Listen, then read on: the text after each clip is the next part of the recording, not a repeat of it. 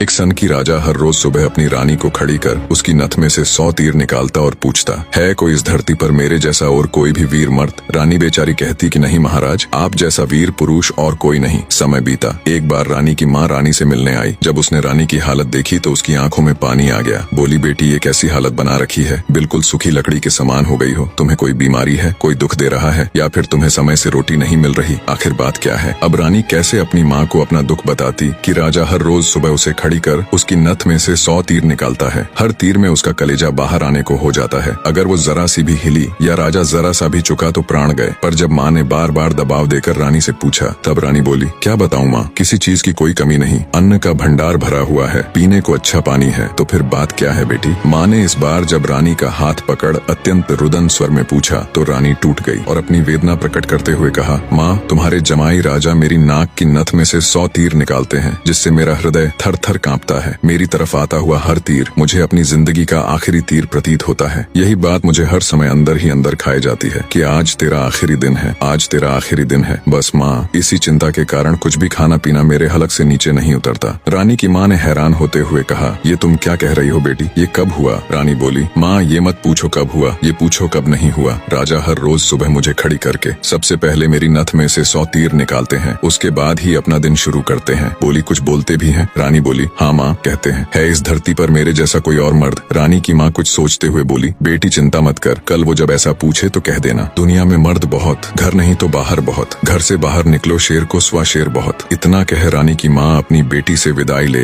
अपने घर चली गई। अब रानी को इंतजार था तो बस अगली सुबह का। राजा ने सोती हुई रानी को हाथ पकड़कर उठाया और कहा, रानी आ जाओ, समय हो गया। रानी ने सोचा, हे भगवान, बस आज और बच जाऊं, फिर तो जो माँ कहकर गई थी वो बोल दूंगी। और उठकर बाग में जाकर आंख बंद करके अपनी नथ पकड़कर खड़ी हो गई। राजा ने रोज की तरह एक के बाद एक 100 तीर रानी की नथ में से निकाले। तीर निकाल राजा बोला, बोल रानी, है दुनिया में मेरे जैसा कोई और शूरवीर मर्द? रानी हिम्मत जुटा बोली, महाराज, दुनिया में शूरवीर मर्द बहुत, घर नहीं तो बाहर बहुत, आप बाहर निकल के देखो, शेर को सवा शेर बहुत। राजा हैरान होते हुए बोला, ठीक है रानी, अगर यही बात है तो कुछ खाने का सामान दो, मैं जा रहा हूँ बाहर शूरवीर मर्द देखने, मैं भी तो देखूं है कोई मुझसे ज्यादा शूरवीर मर्द इस दुनिया में। थोड़ा बहुत खाने पीने का सामान ले राजा निकल पड़ा। चलते चलते एक कच्चे रास्ते पर हो लिया। थोड़ी दूर ही चला तो आगे देखा, एक आदमी रास्ते के किनारे पर लेटा ऊपर की तरफ एकटक देख रहा है। राजा को बड़ा कौतूहल हुआ। ऊपर की तरफ देखा तो उसे सिवाय सूर्य की तेज किरणों के कुछ दिखाई नहीं दिया। गया जिज्ञासावश उसके पास और पूछा, क्यों भाई, ऊपर क्या देख रहे हो?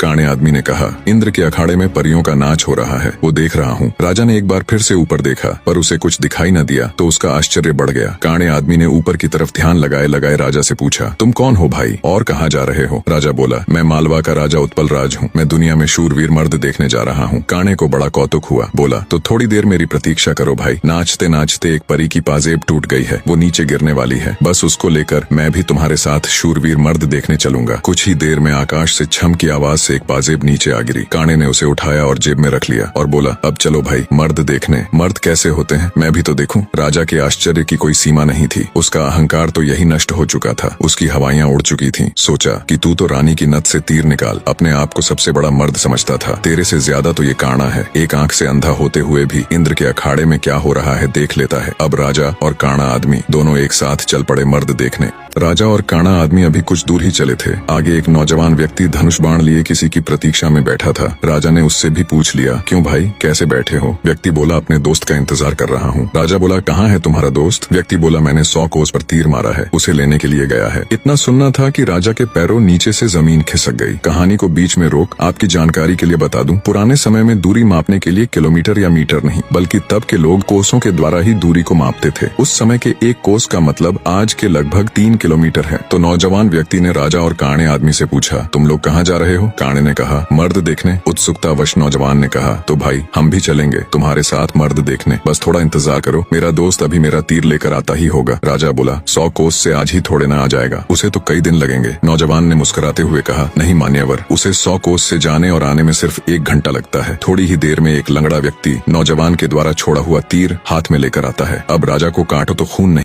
रानी की नथ में से तीर निकाल खुद को को मर्द सूरमा समझने वाले राजा को अब एक से एक बड़े सूरमा टकरा रहे थे। वो जिस बिल में हाथ डाल रहा था वहीं से सांप फुफकारते हुए निकल रहे थे। एक काना आदमी जो एक आंख ना होते हुए भी इंद्र के अखाड़े में परियों का नाच देख रहा है। एक युवा पराक्रमी नौजवान 100 कोस तक तीर मार रहा है। एक अपाहिज लंगड़ा आदमी 100 कोस की दूरी सिर्फ 1 घंटे में नाप देता है। बोझिल कदमों के साथ राजा अब उन तीनों के साथ आगे चल पड़ता है। चलते चलते वे एक नगर में पहुंचे जहां एक राजा की लड़की का स्वयंवर चल रहा था। स्वयंवर की शर्त थी कि जो व्यक्ति 50 कोस से 2 घंटे में हंसता पान बोल सुपारी ला देगा उसी के साथ रानी का विवाह कर दिया जाएगा। चारों में से लंगड़ा ही इस काबिल था जो कोसों की दूरी मिनटों के हिसाब से तय कर सकता था। अंततः चारों की सलाह पर लंगड़ा व्यक्ति स्वयंवर की शर्त पूरी करने के लिए तैयार हो गया और शर्त अनुसार हंसता पान बोल सुपारी लाने के लिए चल पड़ा। रानी के स्वयंवर की शर्त अनुसार लंगड़ा व्यक्ति तेजी के साथ उस दिशा में बढ़ने लगा जहां हंसता पान बोल सुपारी का पेड़ था। अपनी दिव्य गति से थोड़े ही समय में वो उस पेड़ के पास जा पहुंचा। उसने सुपारी तोड़ी और अपनी जेब में डाल ली। सोचा अभी तो बहुत समय है, क्यों ना थोड़ी देर सुस्ता लिया जाए। ये सोचकर वो उस पेड़ के नीचे सुस्ताने के लिए लेट गया। ठंडी हवा के झोंकों से जल्दी ही उसकी आंख लग गई। उधर तीनों की समय बीतने के साथ साथ चिंता बढ़ रही थी। 2 घंटे पूरे होने को आए थे, बस थोड़ा समय ही बचा था। नौजवान तीरंदाज ने कहा, इतना समय तो उसे कभी नहीं लगता, जरूर कुछ बात है। काने आदमी ने कहा, रुको मैं देखता हूँ। जब काने ने देखा तो वो पेड़ के नीचे सो रहा था और पेड़ से एक खूंखार जहरीला सांप उसे काटने के लिए उसकी तरफ बढ़ रहा था। जब ये बात उसने साथियों को बताई कि वो तो सो रहा है और एक जहरीला सांप उसकी तरफ बढ़ रहा है, तब तीरंदाज नौजवान ने काने से कहा, तुम मेरे तीर का निशाना सांप के फन पर लगाओ। काने ने कहा, हाँ ये ठीक है, निशाना लगाकर मैं हुंकारा भरूं तब तुम तीर छोड़ देना। काने ने तीर को सांप के फन की दिशा में लगाकर जैसे ही हूं कहा, तीरंदाज ने तीर छोड़ दिया। तीर सीधा जाकर सांप के फन पर लगा और धड़ाक की आवाज के साथ सांप नीचे गिर गया। आवाज सुन लंगड़ा आदमी हड़बड़ाहट के साथ उठकर बैठ गया। देखा तो एक जहरीला सांप उसके पास मरा पड़ा है और उसके दोस्त का तीर सांप को लगा हुआ है। सारा माजरा समझते उसे देर न लगी। वो दिव्य गति से नगर की ओर दौड़ा। समय रहते वो हंसता पान बोल सुपारी लेकर राजमहल पहुंच गया। अब समस्या ये थी कि राजकुमारी पर असली हक किसका है। राजा अगर घर से मर्द देखने नहीं चलता तो ये सारा किस्सा ही शुरू नहीं होता। काना अगर अपनी दिव्य दृष्टि से देखकर लंगड़े व्यक्ति को सांप से नहीं बचाता तो राजकुमारी के स्वयंवर की शर्त कैसे पूरी होती। नौजवान तीरंदाज के पास 100 कोस तीर चलाने की क्षमता न होती तो भी उसके मित्र को सांप डस लेता और शर्त पूरी नहीं होती। लंगड़े व्यक्ति के पास दिव्य गति न होती तो भी राजकुमारी स्वयंवर की शर्त पूरी न होती।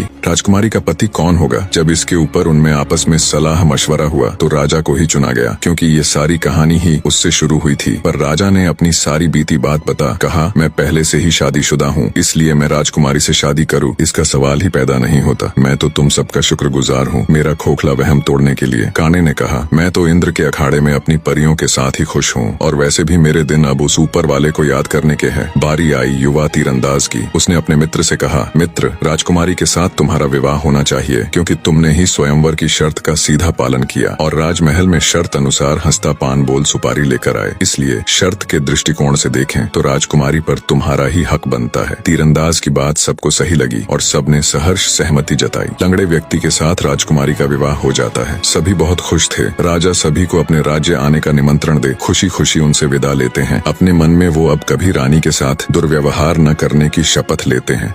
निष्कर्ष, वास्तविक वीरता केवल बाहरी शक्तियों में नहीं बल्कि आंतरिक विनम्रता, संयम और दूसरों की महत्ता को समझने में होती है। राजा उत्पल राज्य ने स्वयं को सबसे बड़ा शूरवीर माना और अपने अहंकार में अंधा हो गया था। वह अपनी रानी पर अत्याचार कर अपनी वीरता का प्रदर्शन करता था, परंतु वास्तव में वह अपने भीतर की हीन भावना और असुरक्षा को छिपा रहा था। अपनी यात्रा के दौरान राजा की ऐसे व्यक्तियों से मुलाकात होती है जिनकी क्षमताएं उससे कहीं अधिक होती हैं। उस एक आंख वाले व्यक्ति का दिव्य दृष्टि से इंद्रलोक का नृत्य देख पाना, उस युवा तीरंदाज का 100 कोस दूर तक तीर मारना और अपाहिज व्यक्ति का अद्वितीय वेग से दूरी तय करना, ये सभी घटनाएं राजा को यह समझाती हैं कि यह संसार अप्रतिम और असीम क्षमताओं का भंडार है। हर व्यक्ति में कुछ न कुछ विशिष्टता होती है और किसी को भी स्वयं से निम्न समझना उसके प्रति अन्याय है। अंततः सच्ची महानता और शक्ति आत्मनिरीक्षण, अपने अहंकार को त्यागने और हर व्यक्ति को उसकी श्रेष्ठता के साथ स्वीकार करने में है। अहंकार नष्ट करने से व्यक्ति का हृदय प्रेम, आदर और करुणा से भर जाता है, जो कि आध्यात्मिक उन्नति का मार्ग है।